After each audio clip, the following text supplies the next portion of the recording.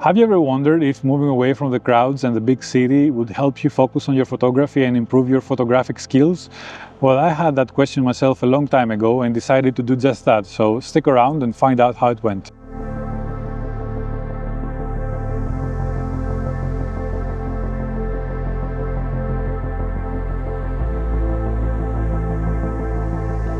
For those of you wondering where I live or where those videos are shot so far, well, they are in the Zagori region, which is a UNESCO cultural landscape. It's a beautiful place away from in northwestern Greece, about 400 kilometers north of Athens. But it hasn't been the case all my life. I decided to move here when I was 33, and before that I was born actually and raised in Athens, Greece, where I was working as a civil engineer.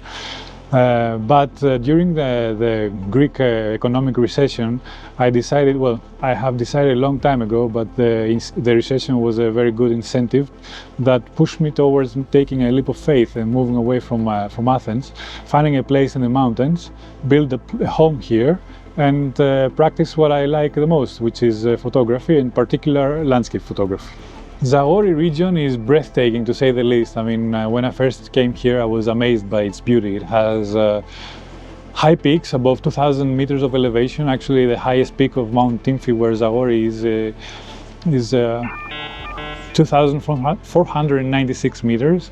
It has alpine lakes, it has remnants of glaciers, it has stone bridges, it has stone villages like the one I'm living at the moment, and we are only 12 people in that village, if you can imagine that, but I couldn't be happier about it. It also has amazing food, and but the main attraction is the Vikos Gorge, a crack in the earth that was sculpted by the centuries in order to form a very impressive scenery. Did actually moving here help my photography though? In a sense, yes, but not in the way you might think. Back in the city, I would have to plan a multi-day trip, check weather conditions, check the map, preferably find a friend to tag along, and then leave my work for a few days in order to spend some time in paradise, only to return to the concrete jungle that it's called Athens. All that, as you might understand, have changed. The proximity to my favorite place increased my outings in nature and my photographic opportunities. I also didn't have to check weather conditions. All I had to do is just look out the window. And in general, I had a lot more opportunities to discover the place and visit places that, actually not places, and visit areas that were less popular, because when I was back in Athens, all I could do is, in the few days that I had time, I would go and visit the hotspots, so to say, and I was missing quite a lot of images. But now I know the place like the back of my hand. Living here gave me that opportunity, and those who join my workshops are in for a treat, because they get to see places that no one else will in a visit to Zagori. How about my art though? Did I improve? Did I evolve? Or did I become stagnant, just repeating same composition just in a different place? Well, as you might have guessed, the latter. Why? Because back then, photography for me was just about skill and bragging rights. You see, I was a bit popular amongst Greek contemporary landscape photographers, and I was traveling a lot around Greece. I was putting places on the map that later became must visits for the younger landscape photographers, the Greek landscape photographers, and that made me feel good. So why change? I even managed to snatch a few international awards, so this whole situation kind of held me back without feeling the need to change. A few years into staying here though, I was hit by the artist's block. I was very excited that every day was a new adventure. I was taking lots of photographs, but they all somehow started to feel boring, and I had no idea why. And this frustrated me. You can imagine how much it frustrated me. I was trying different techniques, different compositions, different everything. I was trying to change. I was thinking why this doesn't work. I mean, I have done it before. Why it doesn't feel the same to me? And I decided to just stop. I mean, I didn't accept any job offers, photography job offers. I stopped all my workshops, and took on the local coffee shop. It was abandoned at the time, and decided to make it into something nice and pretty. Even though I don't drink coffee, I started my career as a coffee owner.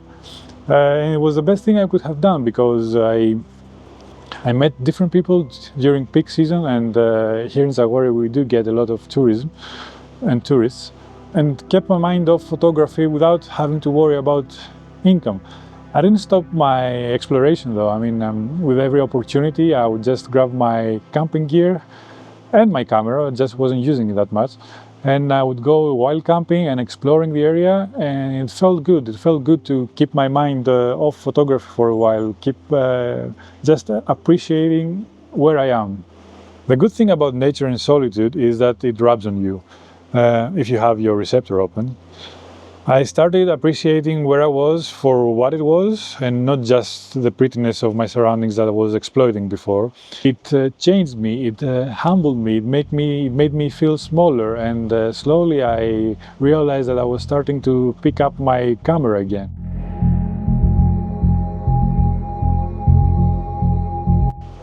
It felt good, it felt really good.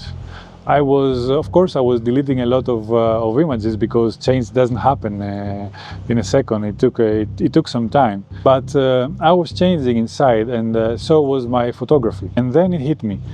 The only thing that I had to do in order to escape the artist block was to do a bit of soul searching, learn who I am or what I want to be, see things for what they are and not what I want them to be, and be true to my feelings, which weren't always wow, fantastic and impressive that used to be my images before that. Hold and behold, I could actually see a change in my photography.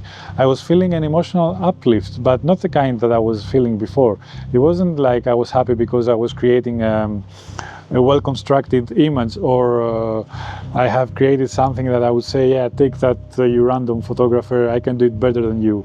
It was I was seeing glimpses of me, and that made me happy. I was feeling the same as when I was reviewing the images. I was kind of feeling the same feeling that I was getting while I was taking the picture. Dark and gloomy, bright or shiny, I couldn't care less. They were a reflection of me, and I'm not always happy, I'm not always sad. It has my moods have variation, and so does my photography. And just like I don't care if people like me, I started to not care if people like my photography, because I can only be me. Like me or not, it's the same with my photography. It can only be one thing, like it or not. From then onwards, things started to move upwards again, only in a different direction this time. I wasn't trying to create my next Opus Dei only to be worshipped by my minions. Well, I'm exaggerating here a bit, because I was never that arrogant, but you know what I mean. I was photographing, trying to find glimpses of me. Something that would hold the same value, even if I would look at it years later, and it wouldn't be surpassed by newer post-processing techniques or newer photographic techniques. A picture that you can relate with will never lose its value, no matter what. And in a future video, I'm thinking of demonstrating how our true self is always present, even if we don't realize it, even if our mindset is set somewhere completely different. So let me know if you're interested into seeing something like that. So to answer the question that was set in the beginning of the video, do you really need to isolate yourself in order to improve your photography? The answer is definite no. I was one of the fortunate that I was able to pursue and fulfill my dream, but in truth, the only thing that it needs to be done is humble yourself and learn who you are. I mean, after all, isolation to a remote part of a country is not everybody's cup of tea. This is just my own personal preference. Surround yourself with whatever you believe will bring you peace, and start working on yourself. Do a bit of soul searching. You don't need to go to a shrink for that. I mean, photography is very good into making you realize who you are.